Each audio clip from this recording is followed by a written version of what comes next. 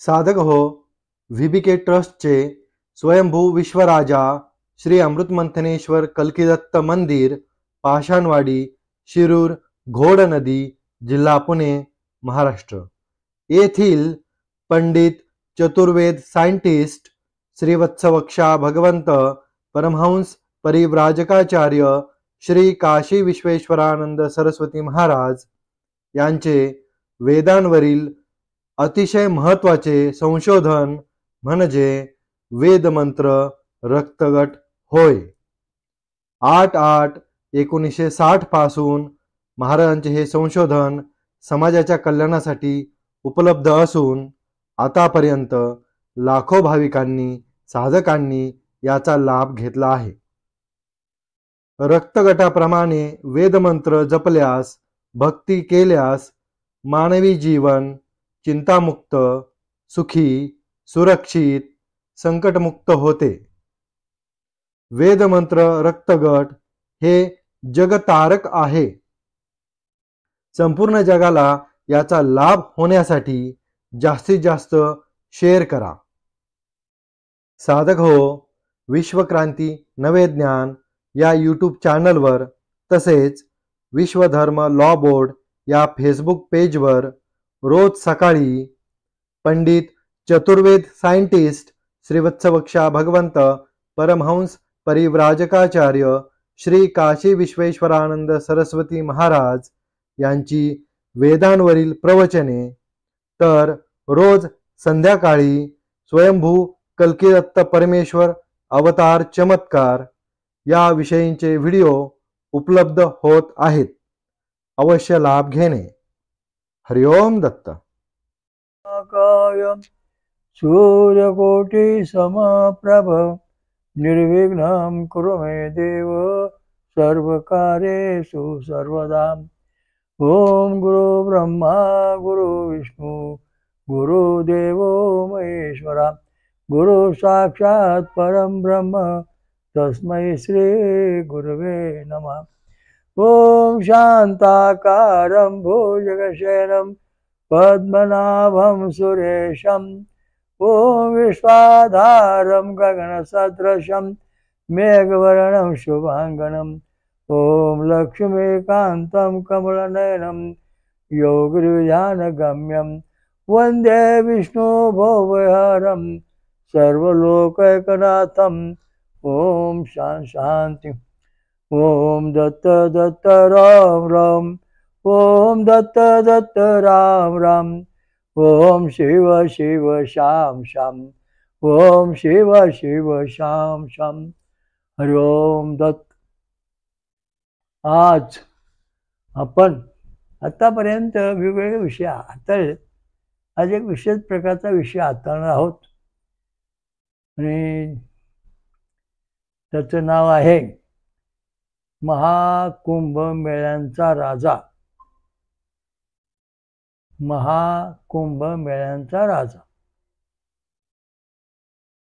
स्वयंभू कल्किदत्त परमेश्वर अवतार वेद मंत्र रक्तगट अणुयुद्ध धर्मयुद्ध जिंकणे हा आपला विषय चालूच आहे. परंतु आजचा जो महत्त्वाचा मुद्दा आहे तो महाकुंभ मेळ्यांचा राजा. त्याच्या थोडक्यात इतिहास सांगतो. पूर्वी विश्वारंभी ब्रह्मदेव सृष्टी रचना करायला लागले तेव्हा मधु कैटभ दैत्य प्रगट झाले आणि त्यांनी वेद पळवून गेले. सृष्टीचं कार्य बंद झालं.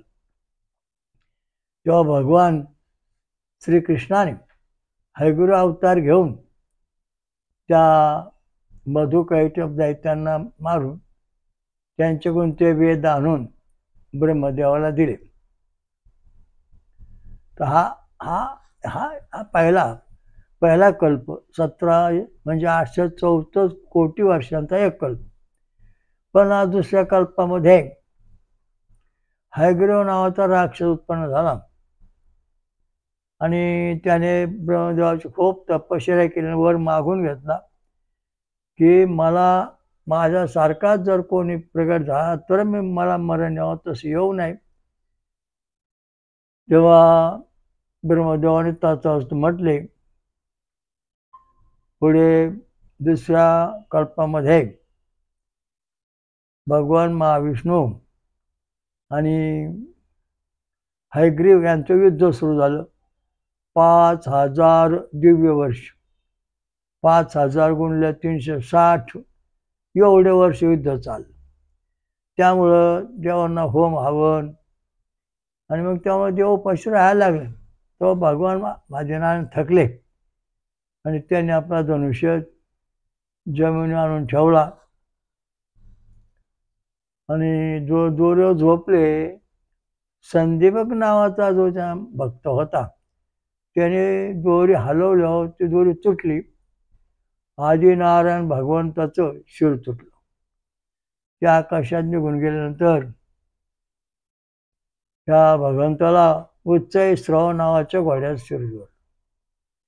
म्हणजे कुंभमेळ्यात ज्या वेळेला समुद्र मंथन झालं त्यावेळेला 14 रत्न निघाली. त्याच्यामध्ये उच्चय श्रव नावाचा अश्व म्हणजे घोडा प्रगट झाला, अमृत प्रगट झालं, कामधेनू प्रगट झाली, अशी 14 रत्न निघाली. आणि मग त्यावेळेला भगवंताने हा हयग्रीव राक्षसावर हल्ला केला आणि त्याला मारून परत वेद आणून ब्रह्मदेवा दिले. पुन्हा ब्रह्मसृष्टीचा आरंभ केला. म्हणजे 864 कोटी वर्ष पहिलं कल्प, दुसरा कल्प 864 कोटी म्हणजे 1728 कोटी वर्ष आदिनारायण भगवान श्रीकृष्ण आणि दैत्य यांचं युद्ध चाललं. म्हणजे 1728 कोटी वर्ष एवढी ही घोड नदी म्हणजे हयग्रीव गंगा निर्माण झाली. हयग्रीव म्हणजे घोड्याचं शिर असणार आहे त्याची आठवण म्हणून. आणि 14 रत्न आहे त्याचे उच्चय श्रवण नावाचा घोडा. आता रामप्रभूच्या युद्धामध्ये रामप्रभूने सगळे ऋषी बनवले आणि सांगितलं की आपल्याला 100 अश्वमेध यज्ञ करायचे. राज दरबार भरलेला आहे आणि त्या दरबारामध्ये कुंभोदर नावाचा ऋषी आला. ते बसले, म्हणजे रामप्रभू तुम्ही किती जरी यज्ञ केले, रामप्रभू सांगितलं जा आपल्याला नाशिकच्या कुंभमेळ्याच्या जागेचं पाणी आणा, जो आपल्याला उज्जैनचं कुंभमेळ्याचं पाणी आणा, जो आपल्याला प्रयागच्या कुंभमेळ्याचं पाणी आणा, जो आपल्याला हरिद्वार कुंभमेळ्याचं पाणी आणा नद्यांचं, आणि ते पाणी आपण घोड्यांना शिपू आणि मग आपल्या घोडे जगात विजय मिळवतील. तेव्हा कुंभोदर नावा जो ऋषी होता तो काय म्हणला, ओम नमो भगवते विद्याधिराजाय हयग्रीवाय शिरसे स्वाहा. हे जेवढे कुंभमेळे भरतात एवढ्या कुंभमेळ्याचं जरी तुम्ही पाणी आणून सगळं धुवून प्यालात तरी हयग्रीव विद्याधिराजा आहे, विद्यांचा राजा, बुद्धीचा राजा, ज्ञानांचा राजा, अस्त्रांचा राजा, विजयांचा राजा, ज्याला कमी नाही 64 कलांचा राजा एकच आहे तो म्हणजे हयग्रीव. हयग्रीव म्हणजे भगवान विष्णूने जो हयग्रीव नावाचा अवतार घ्यायला त्याच्या मुखातून जी गंगा वाहते ती घोडनदी गंगा ही पुरुष तत्वाची शौर्याची गंगा आहे. तिचं पाणी श्रीशेस्वा एक जरी थेंब टाकला ते सगळे जेवढे कुंभमेळे भरतात ना याच्या पुढे फिक्के आहेत. घोडनदी गंगेचं एक टिपका पाणी आणि तुमच्या ह्या सगळ्या कुंभमेळ्याचे हजारो कोटी टन पाणी जरी तुम्ही आणलं तरी ते बरोबरी करू शकत नाही. का तर ह्या भगवंताच्या मुखातून वाढणारी घोडनदी गंगा आहे. त्याचं काय सांगितलं, ओम नमो भगवते विद्याधिराजाय हयग्रीवाय श्रीशे स्वाहा. शीर्ष शिर आपल्या शिरावरची एक टिपका टाकला ना घोडनदी गंगेचा तर आपण सगळं जग जिंकू शकतो. आपला अभ्यास कधीच येणार नाही. त्याच्याकरता आपण घोडनदी गंगेकडे जायला पाहिजे. मग या कुंभमेळ्याचा तिथं जे आहेत नाशिकचा कुंभमेळा, उज्जैनचा कुंभमेळा, प्रयागचा कुंभमेळा, हरिद्वारचा कुंभमेळा, इथं मग इथं जे पावित्र आहे, अमृत आहे. मग इथं जायचं कारण काय तेव्हा कुंभोदर ऋषी म्हणाले, ओम नमो भगवते विद्याधिराज, सर्व विद्या, अमृत विद्या, नंतर सोमरस विद्या, ब्रह्मविद्या, आत्मविद्या, युद्धकला, लढायच्या सगळ्या जेवढ्या विद्या आहेत, विजय विद्या, तेवढ्या विद्याचं प्राप्ती हयग्रीव या घोडण्याच्या घोडण्याच्या कडेला आपल्याला मिळतात. तेव्हा रामप्रभूला कुंभोदर ऋषी म्हणाले, आपण वनवासात असताना शिरो क्षेत्रामध्ये रामलिंग हे ते आपण शिवलिंग प्रगट केलेलं आहे. ते क्षेत्र सगळ्या जगात पवित्र आहे. तिथं संगम, नंतर उत्तर वाहिनी, पूर्व वाहिनी, दक्षिण वाहिनी नद्या आहेत. तर त्या ठिकाणी आपण आपले घोडे नेऊन तिथलं पाणी आणून जर आपल्या घोड्यांना दिलं आणि तुम्ही तिथे स्नान करून जर पवित्र झालात तर तुम्हाला 100 अश्वमेध यज्ञ करता येतील. कारण उच्चय श्रवण नावाचा घोडा हा देवांचा घोडा, दिग्विजय मिळवून देणारा. त्या घोड्याला कधीच अपयश आलेलं नाही. मोठमोठ्या राक्षसावर हल्ला करून या घोड्याने लढाया जिंकलेल्या आहेत. सगळ्या देवांना ह्या घोड्यामुळे विजय मिळाला आहे. आणि म्हणून हा घोडा उच्चई श्रवा नावाचा घोडा आहे, तो सर्वात श्रेष्ठ अमृतमय आहे. आणि त्याचं शिर याला जोडलेलं हयग्रीव अवताराला, त्याच्या उसळी घोडनदी गंगा वाहते. म्हणजे 1728 कोटी वर्ष ही घोडनदी गंगा वाहते. फार जुनी जगामध्ये नवी पहिली प्रथम जेव्हा नव्हते तुमची काशी, गया, प्रयाग, अयोध्या काही नव्हतं, तेव्हा घोडनदी गंगा शिरूर क्षेत्र होतं, पाषाणवाडी होती. आणि त्याचा इतिहास पूर्वी सांगितलाच आहे. तर या पाषाण शिलाचा इतिहास आपण पूर्वी सांगितलेला आहे. त्या पाषाण शिलेजवळ जायचं आणि त्या शिलेजवळ आपले घोडे उभे करायचे. इथं आंघोळ केल्यानंतर त्या पाषाण शिलेवर हात ठेवायचा आणि जर तुमचे हात पुढं सरकले तर तुम्हाला कुंभमेळ्यामध्ये तुमच्या अश्वमेध यज्ञामध्ये जय मिळेल, तसं मिळणार नाही. एवढ्या जगामध्ये एकच तीर्थक्षेत्र आहे. या ठिकाणी जगातला पहिला ब्रह्मदेव राहिलेला आहे 2 परार्ध वर्ष. तसंच या ठिकाणी यात्री अनुसयानी तपोभूमी आहे. या ठिकाणी तिन्ही देव बाळ झालेले आहेत. अशा दृष्टीने पवित्र ठिकाण जे आहे पाषाण शिला, त्या तीर्थक्षेत्रात आपण जाऊन ह्या घोडनदी गंगेचं पाणी आपण मिळवलं पाहिजे. ओम नमो भगवते विद्याधिराजाय हयग्रीवाय श्रीशेषा. त्या काशीच्या गंगे कुंभमेळ्यात मी 1000 डुबक्या मारल्या. नंतर गुजरातच्या नदीमध्ये तुम्ही 1000 डुबक्या मारल्या. प्रयागाच्या नदीमध्ये 1000 डुबक्या मारल्या. नंतर हरिद्वारच्या नदीमध्ये 1000 डुबक्या मारल्या महाकुंभमेळ्यामध्ये. तरी तुम्हाला घोडण्याच्या तीर्थक्षेत्राची बरोबर ह्या नद्या किंवा कुठलं क्षेत्र करू शकत नाही. का? कारण याचा एक टिपका जर तुम्ही डोक्यावर ठेवला तर ह्या सगळ्यात महाकुंभमेळ्यांची बरोबरी करू शकत नाही. याची अमूल्य किंमत आहे. तेव्हा तुम्ही रामप्रभू एक 100 अश्वमेध यज्ञ करायच्यात, तर प्रत्येक अश्वमेध यज्ञाचा घोडा त्या शिरूर क्षेत्राच्या संगम, पूर्ववाहिनी, दक्षिण वाहिनी, पाषाण शिला आणि रामलिंग मंदिर शिरूरमध्ये आहे. इथं जाऊन शिवाची पूजा करा. म्हणजे मग तुम्हाला संपूर्ण जगामध्ये अश्वमेध यज्ञाचा विजय मिळेल. अशा दृष्टीने रामप्रभू म्हणे 100 अश्वमेध यज्ञ जे केले ते 100 अश्वमेध राव, लष्कर, सैन्य सगळं घेऊन दर 6 महिन्यांनी एकदा उत्तरायण दक्षिणायनमध्ये यायचं, आंघोळ करायचं.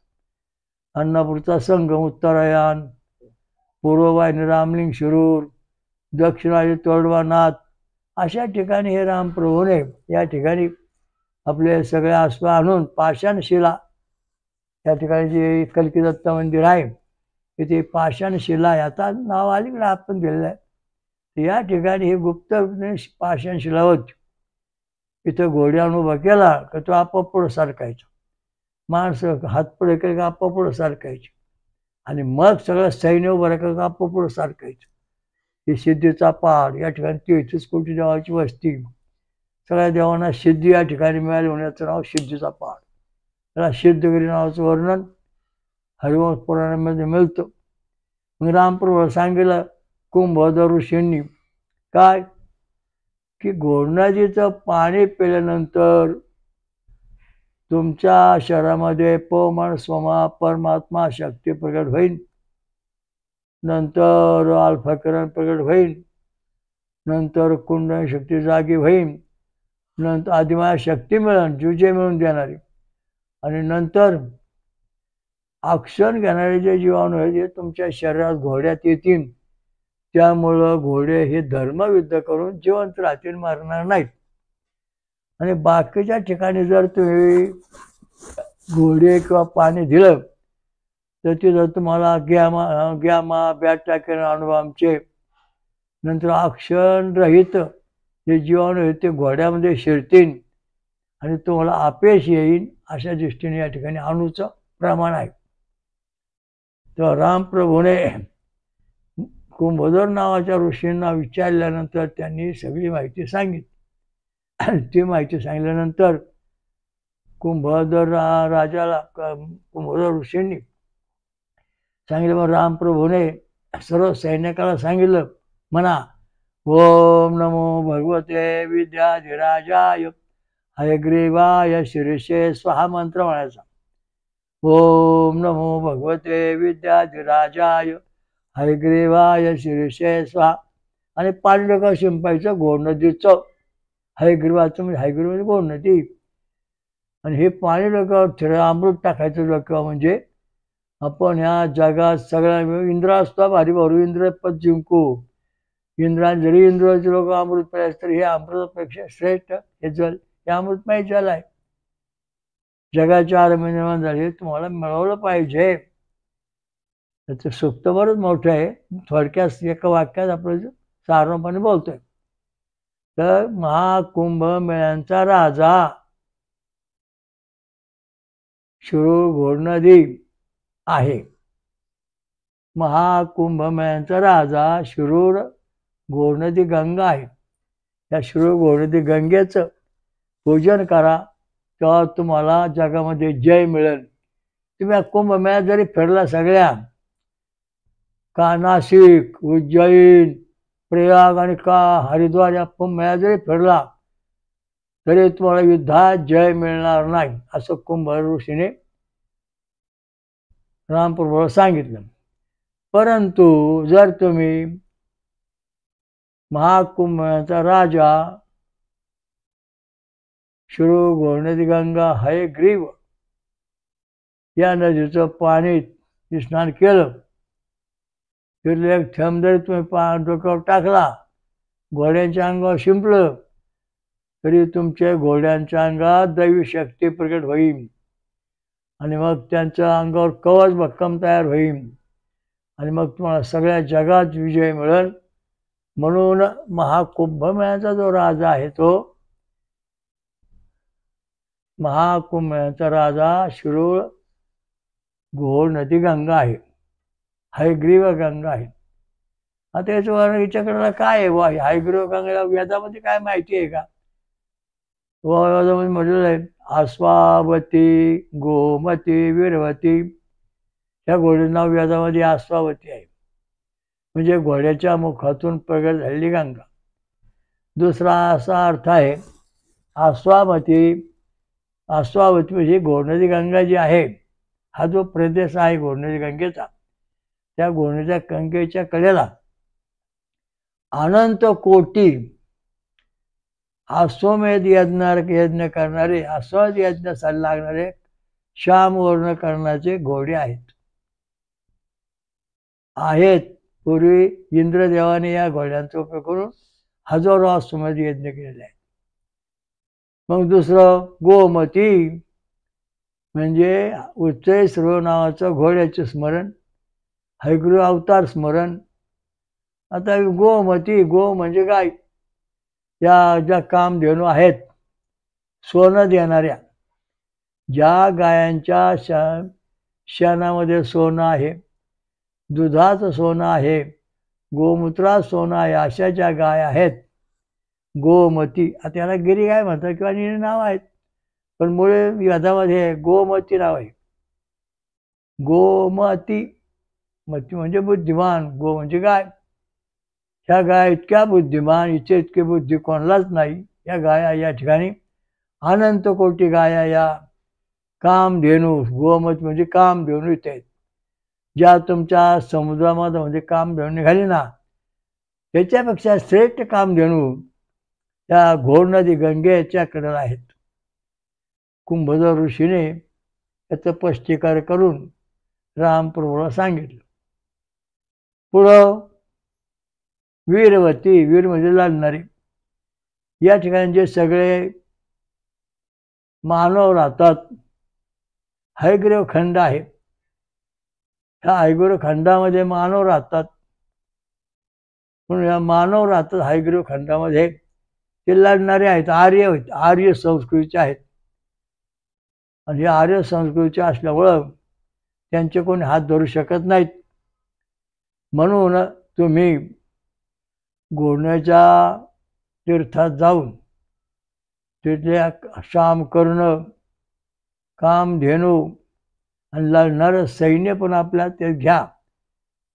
म्हणजे या ठिकाणी जे लढणारं सैन्य, एक नंबरचं आर्य सैन्य, ते सैन्य रामप्रभूने आपल्या सैन्यात मिळून घेतलं आणि जगात अश्वमेध यज्ञ केला. किती? 100. म्हणून हे घोडनदी क्षेत्र जे आहे, घोडनदी गंगा जी आहे, महाकुंभमेळ्यांचा राजा शिरूर घोडनदी गंगा, महाकुंभमेळ्यांचा राजा शिरूर घोडनदी गंगा, अशा दृष्टीने आजचे महत्व आहे.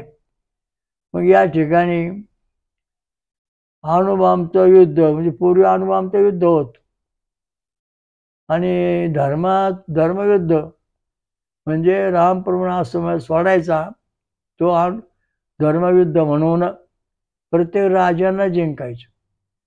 आश्रमात यज्ञ करायचा म्हणजे घोडा सोडायचा, तो ज्या ज्या दिशेने जाईल त्या त्या दिशेने पाठीमागून सैन्य जायचं.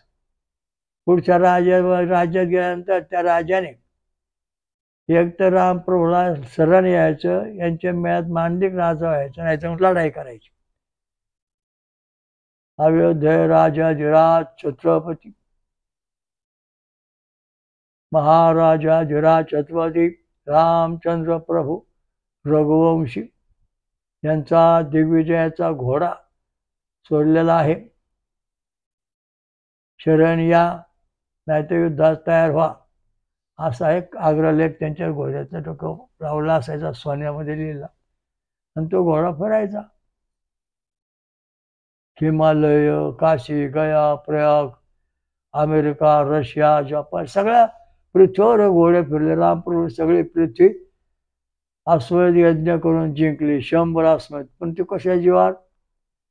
घोडणीच्या गंगेच्या संगम, अन्नापूरचा घोडणी गंगा संगम, पूर्ववाहिनी शिरूर, दक्षिणवाहिनी तोडवनाथ तळवाडी येथे, आणि पाषाण शिला पाषाणवाडी येथे, आणि रामलिंग मंदिर येथे, 4-5 ठिकाणी हे घोडे फिरवायचे, मिरवणूक काढायची, खूप वाद्य वाजायचं सिद्धीच्या पहाडापाशी. आणि मग सगळं सिद्धीचं काम देवांना झालं, म्हणून रामप्रभूने या ठिकाणी 100 यज्ञ करण्याकरता येथे सगळं अश्व सैन्य सगळे घेऊन आले. आणि मग जगामध्ये त्यांनी आपला पराक्रम गाजवला. म्हणजे घोडनदी गंगा जी आहे, हिचं जर तुम्ही पाणी पिलं नाही, स्नान केलं नाहीत, तर तुमचे जे कुंभमेळे आहेत सगळे निष्फळ आहेत, त्याचा काही उपयोग नाही, असं कुंभोदर ऋषीने रामप्रभूला सांगितलं. आनंद रामायणामध्ये अजून बरीच माहिती असं आहे, पण त्यातलं एका ओळीचं सारांश मी तुम्हाला सांगितलेला आहे. त्याचा आता आपण अभ्यास करा, आणि दर 6 महिन्याने उत्तरायण दक्षिणायन आंघोळीची पर्वणी साधा, म्हणजे तुम्हाला त्या 4 कुंभमेळ्याचं पुण्य घोडनदी गंगेत स्नान केलं मिळते. ही घोडनदी गंगा पुरुषतत्वाची भगवान महाविष्णूच्या हयग्रीव अवताराच्या मुखातून अमृतमय वाहते. ही अमृत गंगा आहे, 24 तास वाहणारी. मग त्या दृष्टीने तुम्ही पूजा करा. तेव्हा या ठिकाणी इंद्रदेव काय म्हणतो, त्याच्याबद्दल काय लिहिले याचं थोडं वाचून पाहू.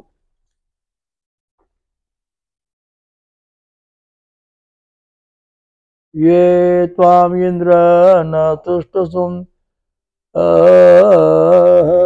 ऋषया ये च तुष्टुम मम युत सुसुतः. हे इंद्रा, जे लोक तुझी कधीच स्तुती करीत नाहीत किंवा जे ऋषी मुनी तुझी केवळ वर करणे स्तुती करीत असतात, त्या सर्व नास्तिक व आस्तिक लोकांपेक्षा केवळ माझ्याच या मनापासून केलेल्या स्तुती स्तोत्राचे परोक्ष चाललेला तू पुरंगित होत राहा, घोडण्याच्याकडे राहा, अशी इंद्रदेवाची स्तुती केली जाते. हे सूक्त म्हणलं जायचं, कारण इंद्र हा देवांचा राजा आहे आणि तो राजा या ठिकाणी रामप्रभूला भेटला. इंद्रांची रामप्रभूची भेट झाली आणि मग इंद्राने आपलं स्वर्गीय सैन्य रामप्रभू सैन्यात ठेवलं आणि मग याने सगळं जग जिंकलं. स्वर्ग मृत्यू पाताळ सगळ्या ठिकाणी दिग्विजय मिळवला. असं अत्यंत महत्त्वाचं या ठिकाणी रामायण वाचताना वशिष्ठ रामायण, महारामायण, गुरु शिष्य संवाद, नंतर रावण रामायण युद्ध, नंतर आनंद रामायण या ठिकाणी शिवपार्वती संवाद आहे. रामप्रभू कुमुदवशीने सांगितलं की सीता जी आहे ते तुम्ही रावणाला जिंकून, लंका जिंकून रावणाला मारून आलात आणि सीतेची तुम्ही परीक्षा घेतली अयोध्येमध्ये, तेव्हा सीता तुमच्या परीक्षेला उत्तरली आणि ती जमीन गुप्त झाली. एवढंच रामायण तुम्हाला माहिती आहे जगाला. तर रामप्रभू तुम्हीच गरुडामार्फत घोडनदी गंगेचं पाणी आणलं का? ओम नमो भगवते विद्याधिराजाय हयग्रीवाय शिरशेष. कारण घोडण्याचं पाणी आणल्यानंतरच सीताजी जवळच्या पोटात गेली, ते पाणी रामला राग आला, त्याने तो बाण उचलला आणि पृथ्वीवर सोडल्यानंतर पृथ्वीने सीता परत आपली रामाला अयोध्येत आणून दिली. रामप्रभूने 11 वर्ष राज्य केलं, 1000 अश्वमेध यज्ञ करून.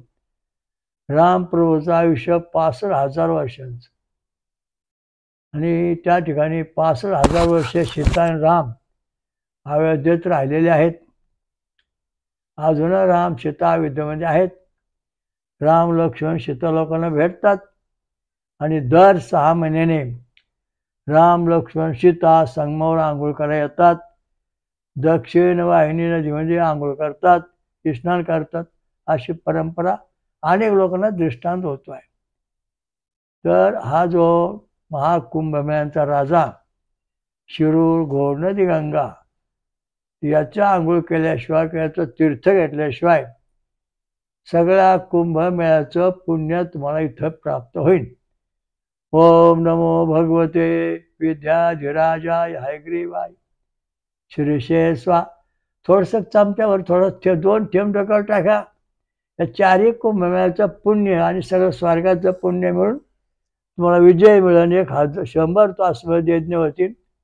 हा जो इंद्रदेव आहे हा सतत या ठिकाणी फिरतो, कारण इंद्रदेवाला कोणी मानतं, कोणी मानित नाही, कोणी स्तुती करतं, पण या ठिकाणी इंद्रदेवाला आपली गादी स्थिर करता स्वर्गात आलेली आहे.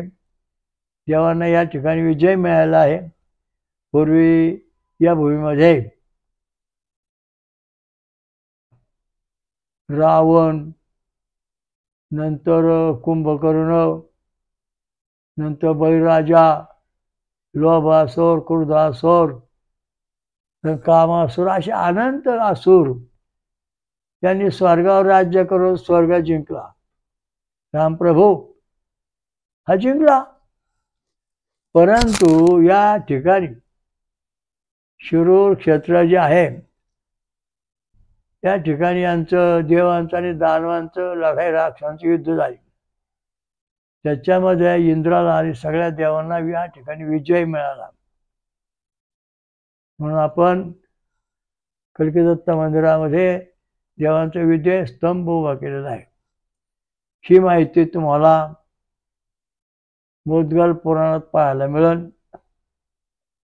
तशीच या ठिकाणी जी देवांच्या मूर्ती आहे ती आठवण आहे ती गणपती, शंकर, नंतर सूर्यनारायण, नंतर देवी विष्णू, त्या सगळ्या ज्या पंचायतन आहेत, शेषनारायण, सगळ्या मूर्ती एका शिळेवर स्वयंभू आहेत. म्हणून या ठिकाणी हे जगामध्ये हिंदू धर्माचं, सनातन धर्माचं मुख्य केंद्र आहे. या केंद्रावर तुम्ही गेल्याशिवाय तुम्हाला विजय मिळवायचा पाहिजे तर जावं लागेल. रामप्रभू दर 6 महिन्यांनी या नदीमध्ये उत्तरायण दक्षिणा करीत असताना आता पण करतात. अनेक लोकांना राम, लक्ष्मण, सीता, भगवान शंकर, पार्वती, गणपती, कार्तिकेय, देवांचा राजा इंद्र आणि देवांचा सेनापती कार्तिकेय सगळ्यांचं दर्शन होतं. अनंत कोटी सैन्य इथं येतं देवांचं दररोज. त्या देवांचं सैन्य इथं दररोज येतं, संगमापासून तर तरुणांतापर्यंत. आणि त्यांना या सिद्धीच्या पाडावर 33 कोटी देवांना होम हवन करून रोज भोजन मिळतं. कारण या ठिकाणी पूर्वी प्रयाजवळा ब्रह्मदेव पृथ्वीवर आला. पहिला विश्वरूप स्वयंभू विराट ब्रह्मदेव आणि त्यांची मंडळी इथं राहिली 2 परार्ध वर्ष. त्याच वेळास क्रतु, पुल, अत्री, अंगिरा, वशिष्ठ, मरीची हे 7 ऋषी निर्माण झाले. त्याच्यामध्ये अत्रुषीने या ठिकाणी महान तपश्चर्या केली. 10,000 वर्ष अत्रुषींवर हात करून संतती पुत्र व्हा म्हणून तपश्चर्या केलेली जागा आहे. आणि या ठिकाणी आताच काही काळ दिवसापूर्वी हे 7 ऋषी, 7 देवता जे आहेत यजुर्वेदामध्ये वर्णन केलेल्या, मुद्गल पुराणात वर्णन केलेल्या, वेदामध्ये काही माहिती सांगताल्या त्या मूर्ती या ठिकाणी स्वयंभू प्रगट झालेल्या आहेत. सगळ्या जगांची महादेवी, महापंचसागरेश्वरी माता महाद्वीपामधून पृथ्वी आलेली आहे. तिने या ठिकाणी दैत्यांचा संहार केलेला आहे. ती पण या ठिकाणी स्वयंभू प्रगट झालेली आहे. कल्की भगवंताची स्वयंभू मूर्ती आहे. आणि अशा या ठिकाणी परिस्थिती आहे. शनिदेव, व्यतिपात देव, दत्त महाराज हे सगळे या ठिकाणी स्वयंभू प्रगट झाले. त्यांच्या मानुका असून लाखो लोकांना बाळकोनास फायदा होतो आहे. तेव्हा या ठिकाणी कुंभ समुद्र मंथन झालं. त्याचं मंदार दंडक म्हणजे मंदार दंडकाचा कळस या पिता आहे. आणि मंदार दंडकाच्या खालीचे कासव कुर्मा अवतार झाला ते स्वयंभूत आहे, त्याचं प्रत्येकित आहे. आणि जो मंदार दंडक होता तो तिरुपती बालाजी तो द्वारकापर्यंत ठेवलेला आहे. तिरुपती बालाजी, पाषाणवाडी, पिंजरत, गुजरात मधलं गाव आणि द्वारका इथपर्यंत हा मंदार दंडक पसरलेला आहे. त्याचा पुरावा पण इतिहासात पिंजरतला सापडलेला आहे. तर आपल्या इथं हे अमृताचं मुख्य ठिकाण आहे. या ठिकाणी समुद्र मंथन झालेलं आहे. पूर्वीचा समुद्र होता. मग इथून नेवाशापर्यंत देव शिरूर ते नेवासा एवढ्या एरियात देव आणि राक्षस उभे राहिले. मग जे मोहिनी राधा भगवान कृष्णाने मोहिनी राधेचं रूप घेतलं आणि देवांना अमृत दिलं इथून नेवाशापर्यंत आणि राक्षसांना मदिरा पाळली इथून नेवाशापर्यंत. अशा दृष्टींचा हा इतिहास आहे. त्याचे बरेचसे बारीक साऱ्या गोष्टी आहेत, पण थोडक्यात सांगितलंय. गवळण म्हणे गवळणीला, चला चला अमृत मंथने स्वर दत्ताला, अमृत पेऊ अमर भाऊ जावो परमधामाला. पंढरीचा राजा पांडुरंग, इथे झाला मोहिनी गवळण. देवांना देतो अमृत, राक्षसांना देतो मदिरा. असा कार्यक्रम युगे युगे चालला. काशीश्वर दत्त म्हणे शिरूर अमृत मिळे, शिरूर अमृत मिळे. अशा दृष्टीने हा महाकुंभमेळ्याचा जो राजा आहे, शिरूर घोडनदी गंगा, या ठिकाणचं महत्व. ओम नमो भगवते विद्याधिराजाय हयग्रीवाय श्रीशे स्वाहा या संदर्भात धरून आनंद रामायणाच्या तुमच्या पुढं मांडलेला आहे. याचा जनतेने, साधू संतांनी लाभ घ्यावा. जर तुम्ही गोमती गंगेत आलाच नाही, किती कुंभमेळे केले लाखो, तरी तुम्हाला स्वर्गात जागा मिळणार नाही, गती मिळणार नाही. कारण का, तर स्वर्गाचा दरवाजा उघडणारा जो देव आहे तो क्षीरोक्षेत्र हयग्रीव देव आहे. कारण हयग्रीवाचं शिर धनुष्यावर झोपल्यावर तुटलं आणि ते आकाशात गेलेलं आहे. त्याने स्वर्गाचा दरवाजा उघडला आणि पुन्हा त्याला उच्च श्रवाचं घोड्यात शिर जोडून तो देव म्हणजे पांडुरंग भगवान कृष्ण पुन्हा सजीव झाले. हयग्रीव राक्षस मारला आणि स्वतःच्या शिराने काय केलं, मोक्षद्वार उघडलं. प्रत्यक्ष हा महत्त्वाचा मुद्दा इथं आहे. त्याच्याकरता ही शिरूक्षेत्र सर्वात शिर अधिकूरम शिरूर. हयग्रीव म्हणजे घोडायचा शिरा असणारी घोड नाही. दोन्ही गाव शेजारी आहेत. पाषाण शिळा या ठिकाणी जगातला पहिला ब्रह्मदेव उतरला म्हणून याला पाषाणी नाव म्हणतात. पाषाणी महातीर्थ क्षेत्र बनलेलं आहे. कोट्यावधी लोकांनी आतापर्यंत या ठिकाणचा गोमती गंगेचा स्नानाचा फायदा घेतलेला आहे. आणि या ठिकाणी दररोज साई स्नानाची पर्वणी आहे.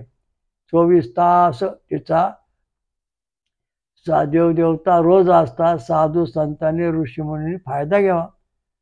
जर तुम्ही ह्या 4 कुंभमेळ्यात फिरलात आणि जर गोमती गंगेचे स्नान नाहीच केलं तर तुम्हाला स्वर्गात प्रवेश मिळणार नाही. असं कोण म्हटलं? भगवान शंकर आणि ब्रह्मदेव. का हे दोघं का म्हटले असे? भगवानचं शिर तुटून त्यांनी मोक्षद्वार उघडलं, खुलं केलं. त्यामुळे या ठिकाणी अत्यंत महत्त्व आहे. इथून मोक्ष आहे. शिरूरमधून मोक्ष मिळतो, बाकीचं कुठूनही मोक्ष जगात मिळणार नाही. इथं क्रोध द्वापर आणि कलियुगाला प्रवेश नाही. इथं ब्रह्मसत्ययोग आहे. हे महत्त्वाचा मुद्दा आहे. ओम श्री अमृत मंथने स्वर कल्किदत्त महाराज के जय.